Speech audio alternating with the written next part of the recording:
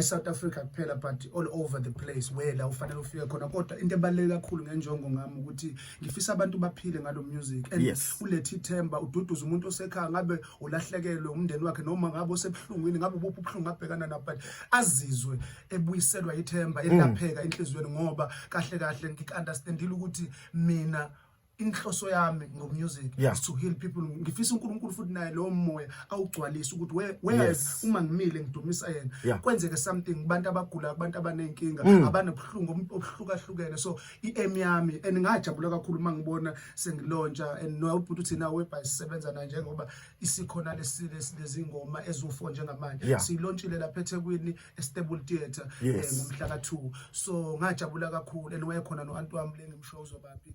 and ngambamba ngamveza because kufanele siyenzele lento engiyenzayo it's a reality kimi ukuthi angenzela abantu kahle kahle bhuti Phumlani ngenzela mina ukuthi ngelinye ilanga noma ngabe kunabantu esithi noma sihleli nabo noma kuthiwa akaphilile but kufanele sibaveze singabafihla abantu bakithi ngoba kunabantu abakhala umuntu eseshonile athi ukube kodwa uliyekile ithuba lokuthi umuntu akwenze saphila so ngimbonga uNkulunkulu ngempilo yami ukuthi ke njengamanje umusic wami ngiyabona ukuthi ngiyafisa futhi kuyisifiso sami ukuthi abantu bawudownload emakhaya and kuyisifiso sami ukuthi this year ngibuka mina engathi ngangena kuma Crown Gospel Award I feel in my spirit ukuthi I prophesy usukhona ngegama lika Jesu ngegama lika Jesu uNkulunkulu wena kuyenzeka ukhohla njengamanzi amaningi ngikhuluma ukuphila phezulu kwempilo yami ngikhuluma ukuthi akho sathana ongavimba impilo yami wena wakushila emaphakadeni impela kuyofezeka ngegama elinamandla so ukuthi uNkulunkulu uyafisa ngiphakamisa but kona konke ngingabaphakamela abantu lento engiyona ingenxa abantu futhi uNkulunkulu ngiyafisa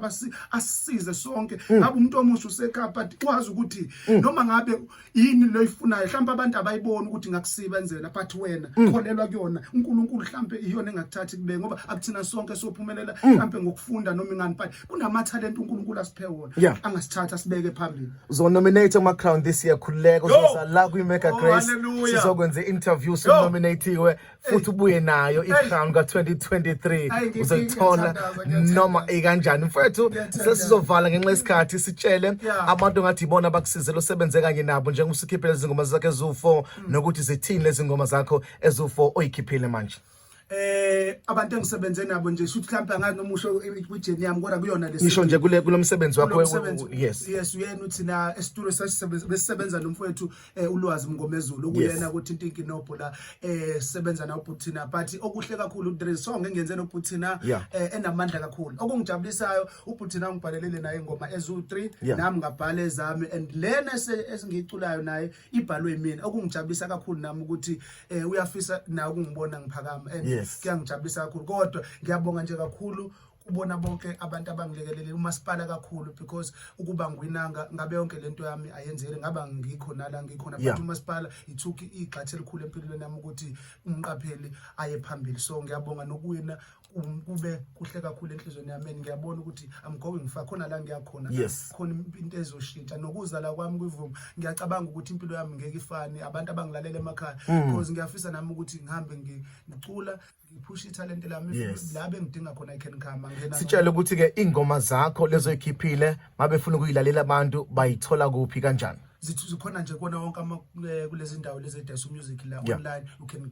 Spotify everywhere zifakiwe njengamanje but ngiyabathembisa abalaleli ukuthi makuphela lenyanga izobe sikhona yonke album because sesiqedile wona ukuthi azakangeni zonke bekusangenele 4 so ngiyabathembisa abalaleli ngiyabacela nje bangilalele bayithenge bayidownload everywhere Mqapheli wakandlovu kuyogcina uThixo abantu noma ngathi basho ngenye indlela ngempilo yakho but uNkulunkulu akabuki lento eshiwa abantu angazi bathini ngawe kodwa ngizothi kuyogcina uThixo angazi bakusebenzisela mephi imithi angazi bathini mebekubuka bathi mhlawumbe ngeke ukwazi ukwenza but I want to say to you kuyogcina uThixo ngempilo yami abantu babuka isahluleki kodwa izulu libona umnqobo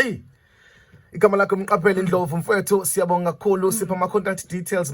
mawunenkinga nawo noma ukuthi ku Facebook sikuthola kuphi ku social media sikuthola kuphi bese siyakudedela ngoba baningi abantu abafunayo bathumela ama message ku WhatsApp ngikwazi ngwafunda ngenxa yesikhathi kodwa sitshele ukuthi masikudinga sikuthola kanjani baba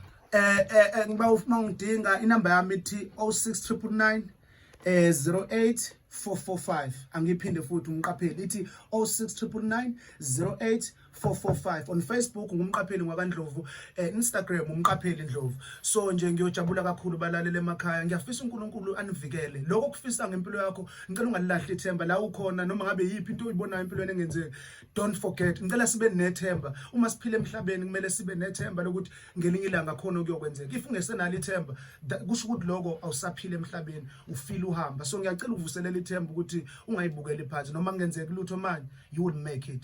Ngiyabonga kakhulu Mqapheli Ndlovu ngiyabonga kakhulu. Thank you very much for your time namhlanje igama lakho Mqapheli ngwakandlovu. Keep ingoma enamandla ethi kuyogcina uThixo. Powerful song indeed uNkulunkulu umgcobile umphathisa into enamandla. My God. Ngiyabonga kakhulu.